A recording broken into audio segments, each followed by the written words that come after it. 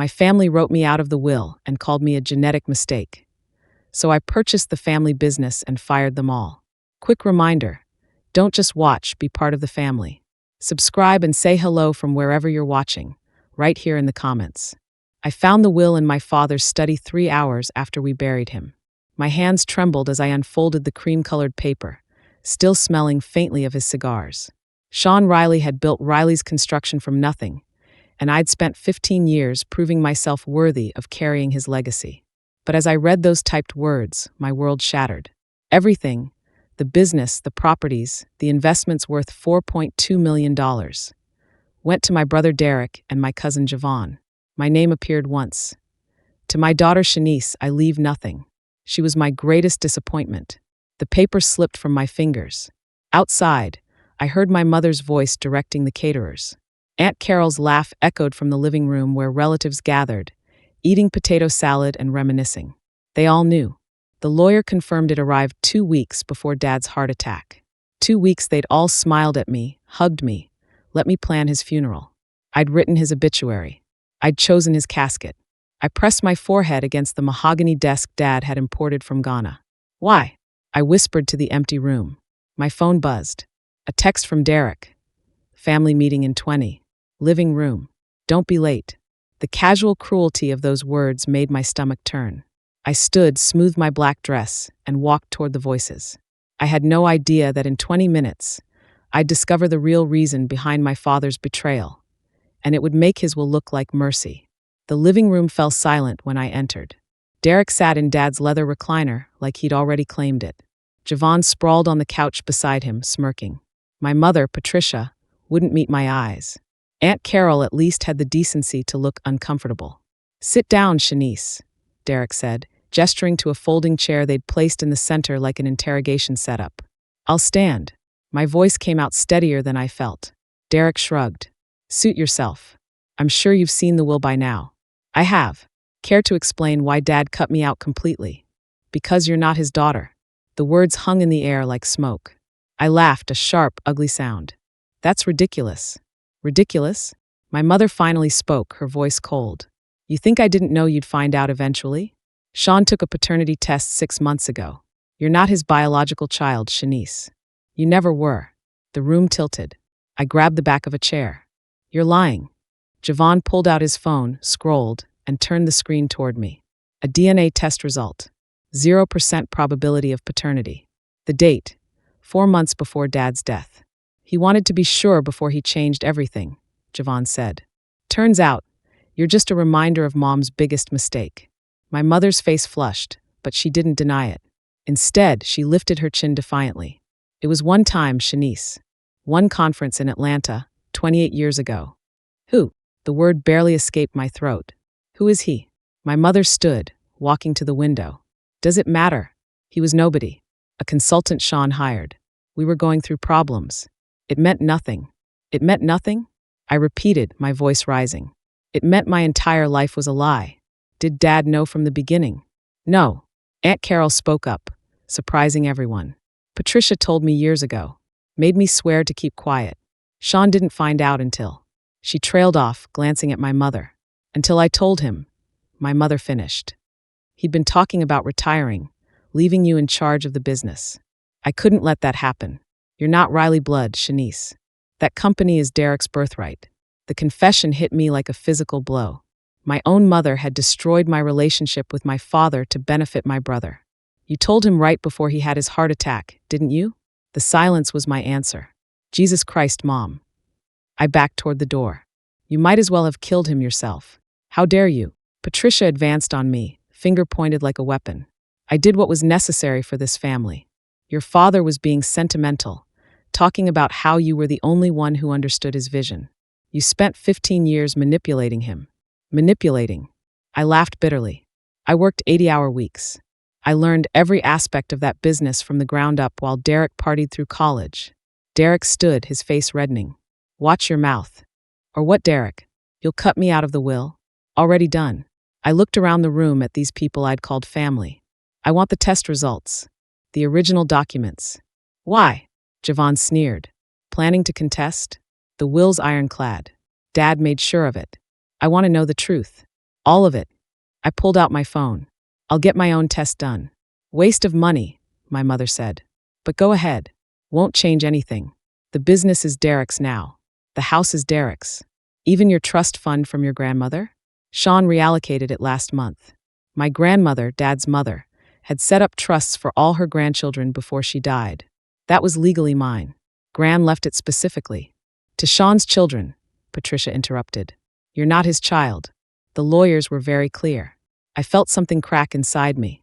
Not break, crack. Like ice before it shatters. Where are his personal effects? His files from the business. Being transferred to the company office, Derek said. Where they belong. You're done at Riley's construction, by the way. Effective immediately. I'll have security pack your desk tomorrow. I'm the operations director. Were. Past tense. He smiled, and I saw Dad's smile twisted into something cruel. You're fired, Shanice. Or should I say you're fired, whoever you are. The crack widened. I built half those client relationships. I streamlined the entire bidding process. Last year's profits increased 42% because of systems I implemented. And we're grateful, Javon said mockingly. Really? But family business means family. You're not family. I left that house and drove straight to Bernard Henderson's office. Bernard had been Dad's lawyer for 30 years and mine for the past decade when I'd needed legal advice for business contracts. His secretary tried to tell me he'd left for the day, but I pushed past her. Bernard looked up from his desk, unsurprised. Shanice, I wondered when you'd come. You knew. I closed the door behind me. You knew about the paternity test, the will, everything. I'm bound by attorney-client privilege. He gestured to a chair. But yes, your father came to me after Patricia told him. He was devastated. Devastated enough to erase me from his life? Bernard sighed, removing his glasses. Sean was a complicated man. Proud. The betrayal broke something in him. He felt like his entire marriage was a lie. So he punished me for my mother's affair? He punished everyone, Shanice. Did you read the full will? Your mother gets the house, but nothing else. Patricia signed a prenup. She'll have to work for the first time in 25 years. Bernard pulled a file from his drawer. I'm not supposed to show you this. But Sean came back to see me a week before he died. Wanted to make changes. My heart stuttered. Changes? He'd been investigating. Found records of your work, performance reviews, client testimonials. He was angry still, but he was starting to see clearly. Bernard slid papers across the desk. He never finalized these amendments, but he was planning to restore your inheritance. Give you 40% of the business. I stared at the unfinished documents, Dad's signature line blank. But he died first. There's something else. Bernard hesitated. The business isn't as stable as everyone thinks. Your father made some risky investments in the last year. After Patricia's confession, he wasn't thinking clearly. Riley's construction has significant debts. Around $1.8 million. What? I grabbed the financial statements he offered. These projects. Dad never took on this much commercial work at once. It's overextending our resources. Exactly. He was trying to prove something, I think. Build the company bigger, make it impressive enough that blood wouldn't matter. Bernard leaned forward. Derek doesn't know. Your father kept 2 sets of books, the official ones showing profit and the real ones showing debt. I have a fiduciary duty to inform the new owner, but I wanted to tell you first. Why? Because Sean asked me to look out for you if anything happened to him. Even angry, even hurt, you were still his daughter in the ways that mattered. Bernard's eyes softened. He taught you the business, Shanice. Derek can barely read a contract. Derek will run it into the ground. The realization crashed over me. Dad's legacy, everything he built, would crumble. When were you planning to tell him about the debts? Monday morning. I wanted to give the family time to grieve first. I looked at the financial statements again, my mind racing. Riley's construction had assets worth approximately $2.3 million, but debts of $1.8 million. Net worth, $500,000, not the $4.2 million everyone thought. What if someone made an offer to buy the business before Derek takes official control? Bernard's eyebrows rose. The estate settlement won't finalize for another week. An offer would have to go through me as executor. I spent that weekend locked in my apartment, buried in spreadsheets and business plans. My savings account showed $47,000, money I'd carefully invested from my salary. Not enough. I called my college roommate, Keisha, who now worked as an investment banker. I need to know how to acquire a struggling business with minimal capital. Girl, what are you planning? Keisha's voice crackled with interest. Revenge. Justice. I'm not sure yet. I explained everything. The paternity test, the will, the hidden debts. Riley's construction is worth maybe $500,000 in real terms. Derek thinks he's inheriting millions. He'll panic when he finds out the truth. So you want to buy it from him? Keisha was already thinking it through. You'd need investors. A solid business plan showing how you'd turn it profitable. I have 15 years of industry connections and a reputation for excellence. I can pull the company out of debt. I pulled up my laptop.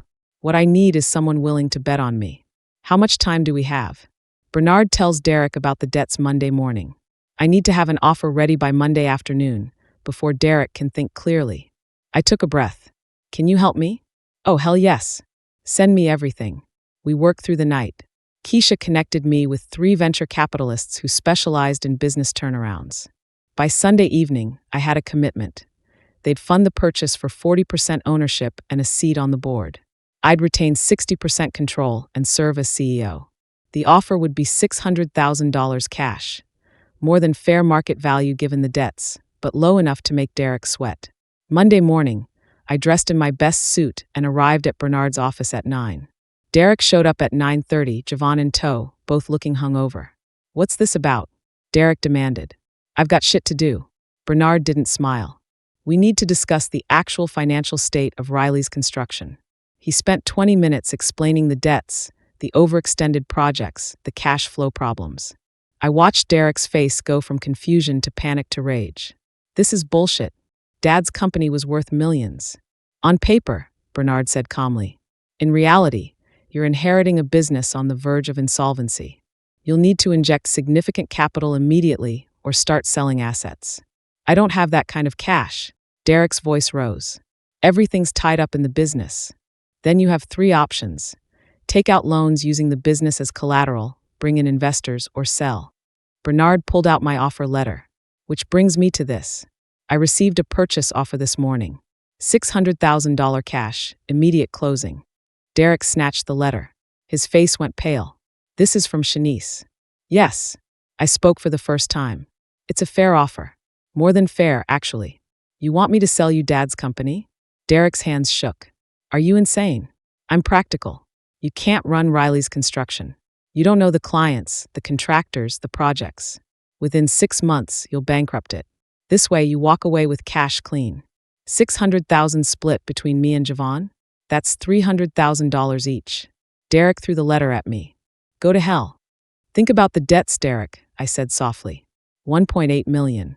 The business generates maybe $200,000 annual profit if run well. You'll spend years digging out of debt you can't manage. Derek stormed out, Javon following. Bernard looked at me sympathetically. I expected that. What's your backup plan? Let him fail. I stood, smoothing my skirt. How long before the creditors start calling?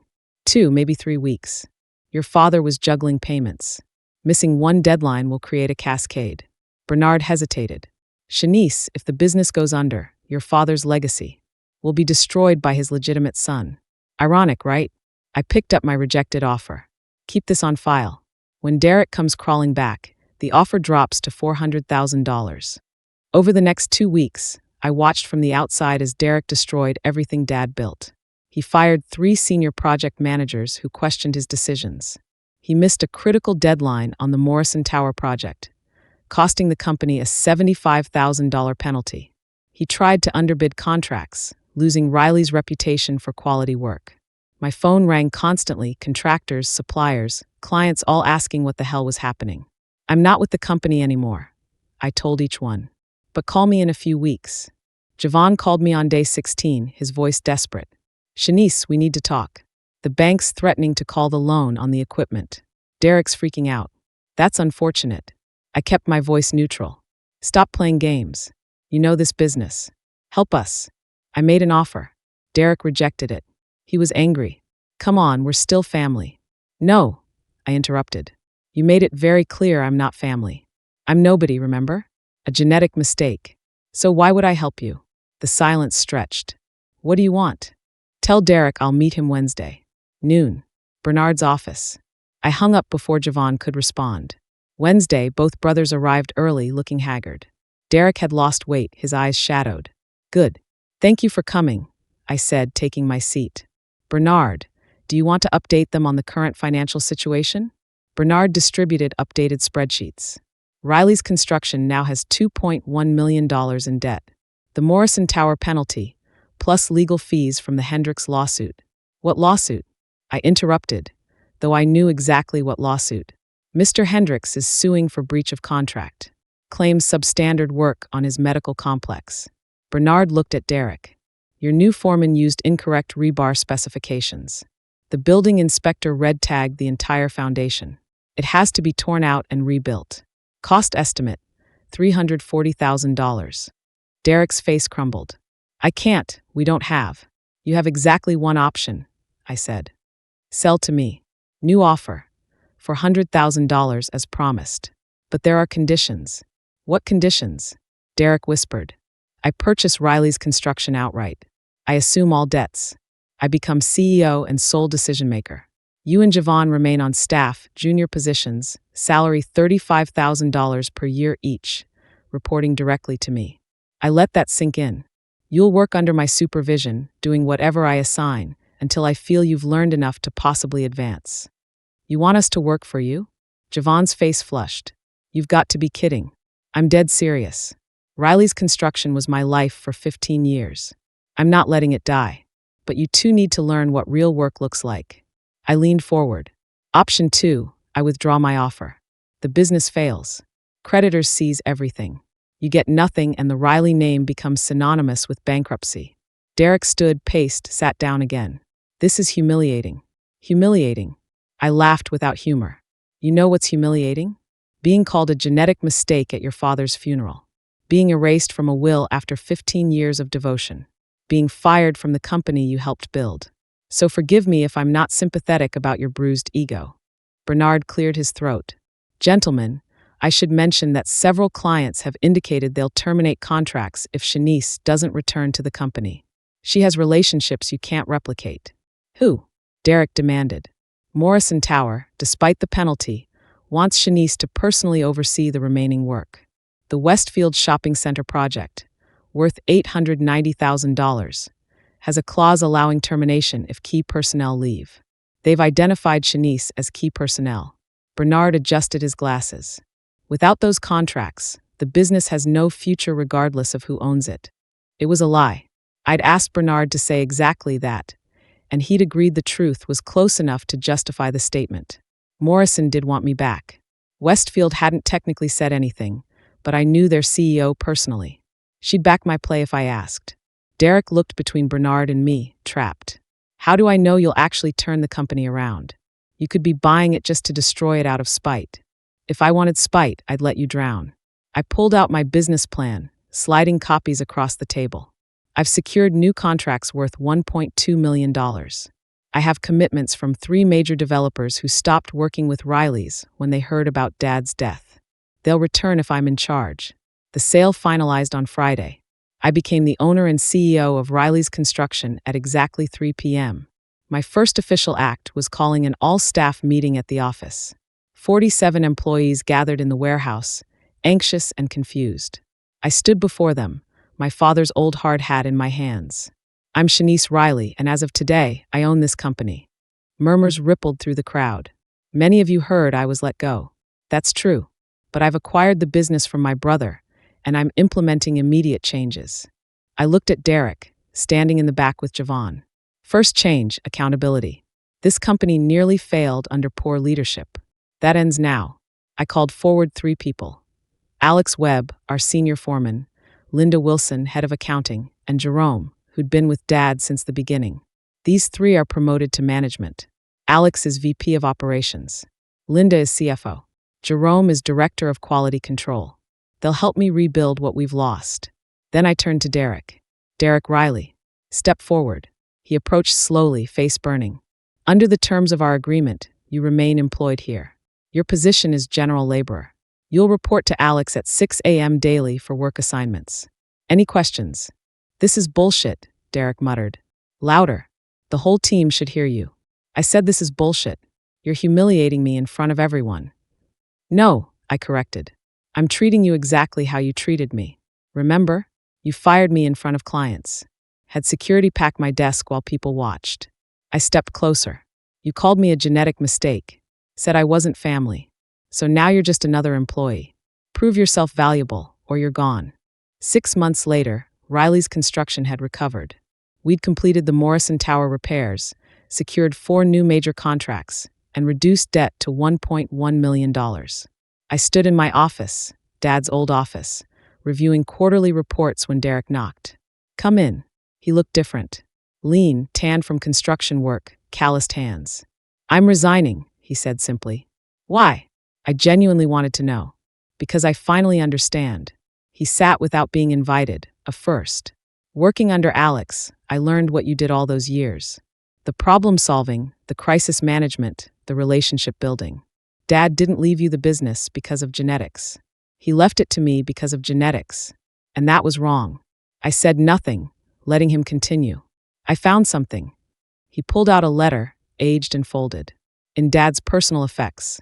Written the day before he died. My hands shook as I read it. Dad's handwriting, asterisk Shanice. If you're reading this, I'm gone and I've failed you. Patricia told me the truth, and I reacted in anger, not wisdom. Blood doesn't make family. Love does. Dedication does. You are my daughter in every way that matters. I'm sorry I forgot that. I'm changing the will today. I'm making this right. Dad, asterisk. He never made it to Bernard's office that final morning. The heart attack struck while he was driving. I'm sorry, Shanice. Derek's voice cracked. For everything. You deserved better from all of us. I folded the letter carefully, tears finally falling. Thank you for showing me this. I'm going to work for Johnson Construction. Alex gave me a recommendation. I need to prove I can make it on my own merit. He stood. For what it's worth, I'm proud of you. What you've done here. After he left, I sat holding Dad's letter, looking at the photo on my desk. Dad and me at my college graduation, both grinning. I made it right, Dad, I whispered. I saved your legacy. And I finally learned what you were trying to teach me all along. Worth isn't inherited. It's earned.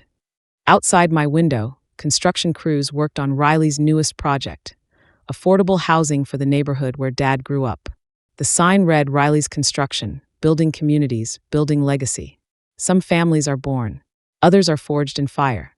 Mine burned away everything false and left me standing in the ashes, stronger than I'd ever imagined. The genetic mistake became the genetic miracle. And that's the truest family legacy of all.